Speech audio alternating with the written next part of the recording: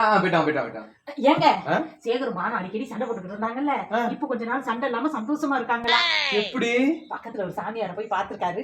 ரொம்ப அள்ளி கொடுத்து வந்திருப்பாங்க பணத்தை. அவ்வளவு காசெல்லாம் கொடுக்கல, 5000 கொடுத்தாங்களாம். 5000 தேனா? இவங்களுக்கு கண்டிஸ்டி அதிகமா இருந்துச்சாங்க. கொஞ்ச நாளைக்கு நீங்க தனித்தனியா இருந்தீங்கன்னா உங்களுக்கு சண்டை சச்சரவே வராதுன்னு வழிமுறை சொல்லி இருக்கிறாங்க. அன்னையில இருந்து சேகர் காட்டுலயும் பானு வீட்டுலயும் இருந்திருக்கான். இப்ப சண்டையே இல்லையா, ரொம்ப சந்தோஷமா இருக்காங்களாம். ஒன்னா இருந்தா ஒரு நிமிஷத்துக்கு ஒருக்க சண்டை வரதான் செய்யும். தனித்தனியா இருந்தா எப்படி சண்டை வரும்?